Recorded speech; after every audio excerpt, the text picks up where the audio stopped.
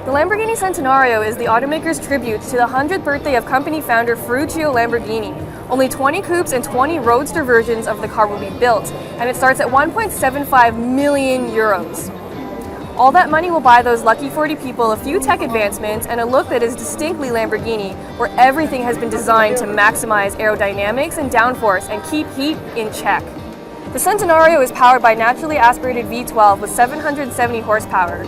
Redline has been increased to 8,600 RPM, and Lamborghini says this makes it the most powerful engine the company has ever made.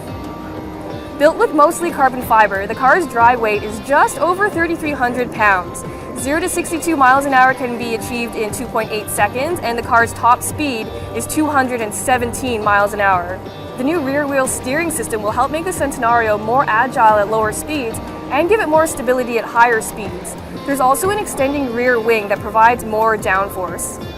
The first Centenarios will be delivered this fall, but if you want one, too freaking bad, because all 40 of them have already been sold out. This is the Huayra BC, and it's meant to do battle with cars like the LaFerrari. So you know Pagani means serious business with this one. The Huayra BC is named after Pagani's first ever customer, Benny Caiola. Power output has been squeezed to 789 horsepower and 811 pound-feet of torque from a 6-liter twin-turbo V12 that's built by AMG. That's hooked up to a unique 7-speed gearbox. It's an automated manual transmission that can shift in just 75 milliseconds compared to the standard car's 150 milliseconds. Top speed is estimated to be around 220 miles per hour, and the sprint to 60 miles an hour can take around 2.8 seconds. The front and rear subframes have been improved to provide better cooling for the BC, while other changes include new suspension components, 4-way adjustable dampers, and Brembo carbon ceramic brakes. A ton of aerodynamic enhancements, of course, are also part of the deal. Overall weight clocks in at under 3,000 pounds, and Pagani looked at every single detail when removing weight from the car. Only 20 of these Pagani Huayra BCs will ever be made, and if you wanted one, too bad, because all of them have already sold out before the car was even unveiled. And even if it wasn't sold out, they cost about 2.35 million euros, so it's not like we'd be able to afford it anyways. The poor man's Z06, it combines most of that car's performance, goodies, and capability, but without the supercharged engine. Instead, it makes do with the standard 6.2-liter V8 with only 460 horsepower. That comes mated to either an 8-speed automatic or an exceptionally smooth 7-speed manual. Other toys include the Z06's magnetic ride control system, as well as revised stabilizer bars and unique springs, plus an electronic limited slip differential and plus-size Brembo brakes. On top of all this, you can of course opt for the Z07 package with carbon ceramic brakes and Michelin Pilot Sport Cup 2 tires that help it deliver 1.2 Gs of lateral cornering capability. Overall, Chevy says it's a second faster around its test track than the old ZR1. All this, and it looks fantastic too, both inside and out. I mean, just look at that outrageous blue interior. Outside, it's got that Z06 style grille and wider rear fenders. And let's not forget the classic hash marks on the front fenders. Part of the ongoing partnership between Mazda and Fiat, this car takes performance to a new level, or at least it's supposed to, but someone forgot to tell the guys who worked on the engine. Under the hood is a tiny turbocharged 1.4-liter 4-cylinder engine. It's small, but it does make impressive horsepower at 170 horsepower and 184 foot-pounds of torque. The problem is, that's just 10 more than the Fiat version. The good news is, there are rumors the US spec model will get even more. I sure hope so. A bar says it'll do 0 to 62 miles an hour in 6.8 seconds. A 6-speed manual will be offered, as well as the world's coolest sounding automatic transmission, the Sequentiale Sportivo. More than just a silly paint job, it comes with a sport-tuned exhaust and a standard limited slip differential. If you're an Italian car snob, you'll probably care that each one of these vehicles comes certified by an Abarth technician and comes with a special numbered plaque. You'll probably care less about the price, and that's a good thing because I don't know what it is yet, but I can tell you I bet it'll be one expensive Miata.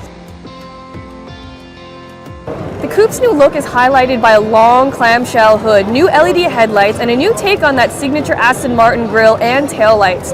The profile is arguably the coupe's best angle, as the gorgeously sloping roofline and exaggerated rear haunches easily makes this the best looking car in the whole lineup.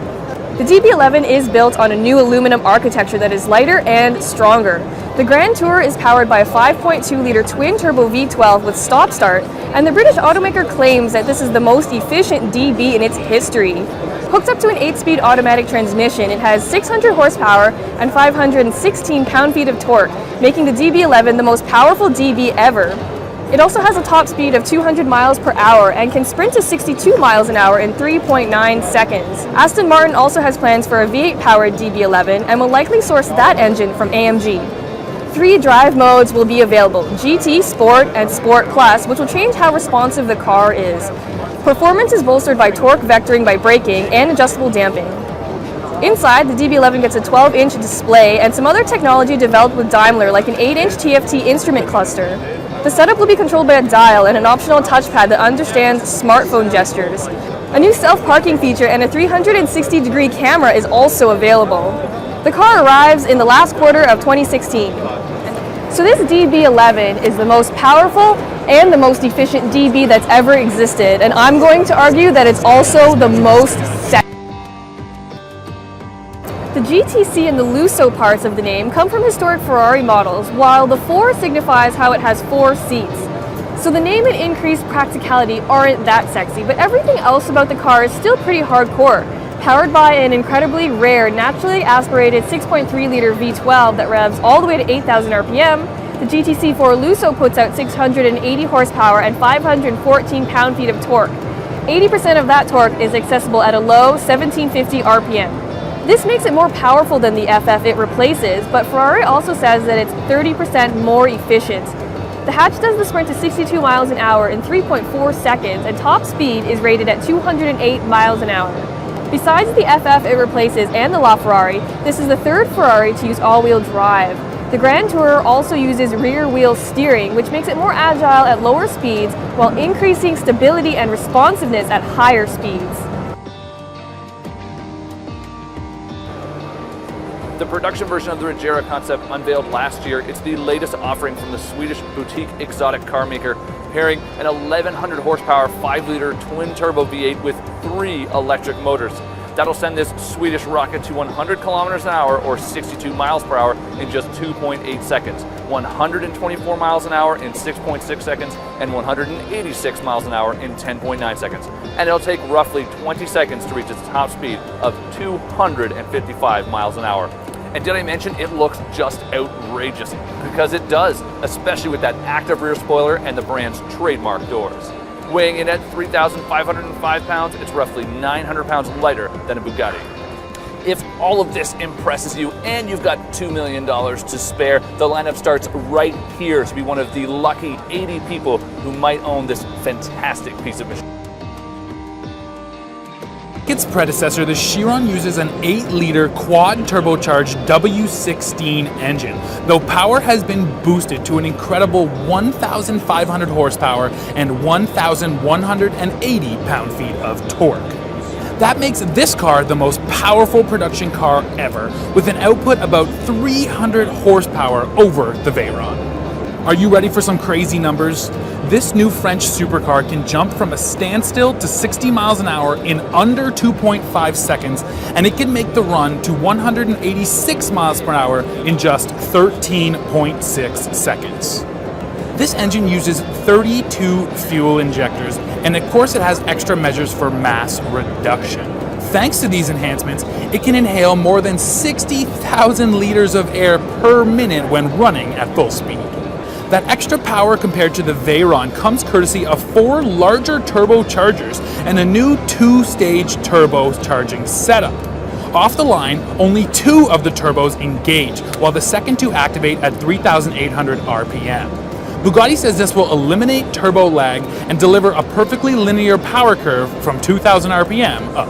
Underpinning the Chiron is a fully carbon fiber monocoque, which Bugatti says is as stiff as an LMP1 race car.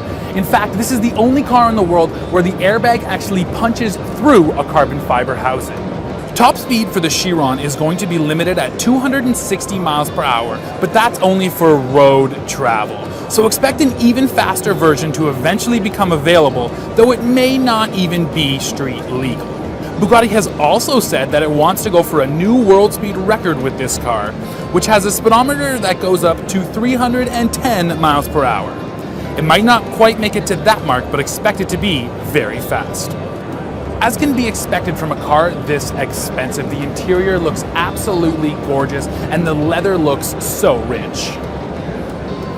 Bugatti is only going to build 500 units of the Chiron, and the brand says that 1/3 of them are already spoken for. The price? Well, honestly, if you have to ask, you probably can't afford it, but each one of these cars is going to sell for 2.4 million euros. Porsche revived the 718 nameplate as an homage to the 718 sports car that won numerous races in the late 1950s and early 1960s. Porsche also brought back the designation so folks won't be confused between this car and all of those new 911 turbos. The standard Boxster uses a new 2-liter flat-4 turbo engine that cranks out 300 horsepower and 280 pound-feet of torque, while the Boxster S model comes with a 2.5-liter turbocharged mill, developing 350 horsepower and 309 pound-feet of torque.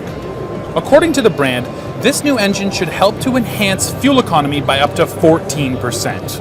Both of the engines are paired to a 6-speed manual transmission as standard, although the PDK automatic is available as an option. Jumping from 0 to 60 miles an hour will take 4.5 seconds in the standard car, while the S model will do it in 4 seconds flat. To make sure the car can handle that new turbo power, Porsche has also retuned the suspension and added larger brakes. Now, the styling on the 718 Boxster looks very similar to the old car, but Porsche says that every single body part except for the luggage compartment, windshield, and the convertible top has been changed. The 911R is powered by the same 4-liter flat-6 engine that lives in the 911 GT3 RS, which means this car gets 500 horsepower and 338 pound-feet of torque. As a result, it can accelerate from 0 to 60 miles an hour in 3.7 seconds and has a top track speed of 200 miles per hour. But the absolute best feature of all on this 911R is that every single one of these cars will come only with a 6-speed manual transmission. On the inside, the 911R comes equipped with full bucket seats with carbon fiber backrests, which are wrapped in a houndstooth design, paying homage to the original 911 from the 60s. It also gets a unique GT Sport steering wheel.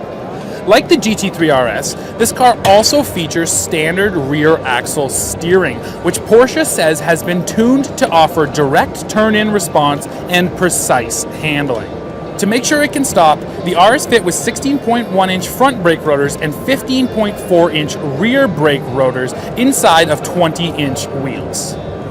So sure, there's no large rear wing pushing it into the ground, but the R model does benefit from weight savings. About 100 pounds has been stripped from this car compared to the GT3 RS, and the R model tips the scales at 3,021 pounds. To save that weight, the front luggage compartment lid and front fenders are made from carbon fiber, while the roof is made of magnesium, which also helps to lower the vehicle's center of gravity. The back seats, interior insulation, air conditioning, and audio system have also all been stripped out of this car to help save weight. The 911R will reach US dealerships in late summer of 2016 with the base price tag just shy of $186,000.